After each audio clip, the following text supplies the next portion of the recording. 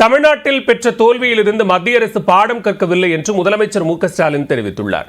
தருமபுரியில் நடைபெற்ற ஊரக பகுதிகளுக்கான மக்களுடன் முதல்வர் திட்ட தொடக்க விழா நடைபெற்றது. இதனை தொடங்கி வைத்த முதலமைச்சர் மு க ஸ்டாலின் 444 கோடியே 77 லட்சம் ரூபாய் செலவில் 621 திட்டப்பணிகளை தொடங்கி வைத்தார். பின்னர் பேசிய அவர் மத்திய அரசு விருப்பு வெறுப்பின்றி செயல்பட வேண்டும் என்று கூறினார். மெட்ரோ உள்ளிட்ட திட்டங்களுக்கு நிதி தரவில்லை என குற்றம் சாட்டிய முதலமைச்சர் தமிழ்நாட்டில் பெற்ற தோல்வியிலிருந்து மத்திய அரசு பாடம் கற்கவில்லை என்று விமர்சித்தார். தமிழ்நாட்டில் தொடர் தோல்வி படுதோல்வி அடைஞ்ச பிறகும் அதிலிருந்து ஒன்றிய அரசு இன்னும் பாடம் கற்றுக்கல. தமிழ்நாட்டின் முக்கிய கோரிக்கையாக இருக்கக்கூடிய மெட்ரோ ரயில் போன்ற திட்டங்களுக்கு கூட நிதி ஒதுக்க ஒன்றிய அரசுக்கு மனம் இல்லை, நல்ல குணம் இல்லை, பாடம் கற்றுக்கிறதுக்கு நினைப்பும் இல்லை. தன்னுடைய 10 வருஷ காலத்தில் தமிழ்நாட்டில் எந்த ஒரு பெரிய திட்டமும் செய்யலை. ஒன்றிய அரசு என்பது விருப்பு வெறுப்புகளை கடந்து எல்லா மக்களுக்குமான பொதுவான அரசாக செயல்படணும். தொடர்ந்து பேசிய அவர் திமுகவின் செயல்பாட்டை கண்டு பொறாமைப்படும் எதிர்க்கட்சியினர் ஆட்சி மீது அவதூறு பரப்புவதாக முதலமைச்சர் குற்றம் சாட்டினார். மக்களுடன் முதல்வர் திட்டத்து மூலமா யாருக்கும் எந்த குறையும் இல்லை என்ற நிலையை உருவாக்க நாங்கள் இப்போ பாடுபட்டுக்கிட்டு இருக்கோம். இப்படி மக்களுக்காக செயல்படுறது எதிர்கட்சிகளுக்கு பொறாமையும் எரிச்சலையும் ஏற்படுத்துது. அதனால அவதூறுகள் பொய் பிரச்சாரங்கள் மூலமா இந்த ஆட்சி கெட்ட பெயர் ஏற்படுத்த நினைக்கிறாங்க. அரூர் நகராட்சியாக தரம் உயர்த்தப்படும் என்று முதலமைச்சர் கூறினார். இதேபோன்று சித்தேரி மலை கிராம மக்களுக்காக சிறுதானிய மதிப்பு கூட்டப்பட்ட தொழில்கள் ஏற்படுத்தப்படும் என்றும் முதலமைச்சர் தெரிவித்தார். அதிமுகவில் OPS சசிகலாவை இணைக்க வேண்டும் என மூத்த நிர்வாகிகள் வலியுறுத்தியதாக வெளியான தகவலுக்கு கட்சியின் முன்னாள் அமைச்சர் ஜெயக்குமார் மறுப்பு தெரிவித்துள்ளார்.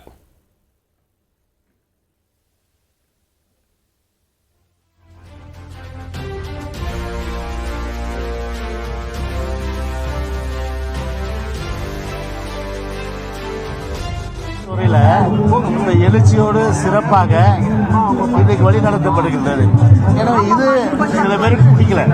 எனவே உள்ள ஏதோ பார்த்தீங்கன்னா ஒரு ஒன்றிணைந்தால்தான் ஒரு வலு என்ற அடிப்படையில் ஒரு மாய கருத்து இன்றைக்கு வேண்டும் என்ற திட்டமிட்டு, அதாவது ஸ்கிரீன் பிளே, டயலாக், டைரக்ஷன் இதெல்லாம் பார்த்தீங்கன்னா திட்டமிட்டு அது திரைக்கதை வசனம் இன்னைக்கு எழுதப்பட்டு அந்த அடிப்படையில் இன்றைக்கு ஒரு மாயை தான் இன்னைக்கு உருவாக்கி இருக்காங்க.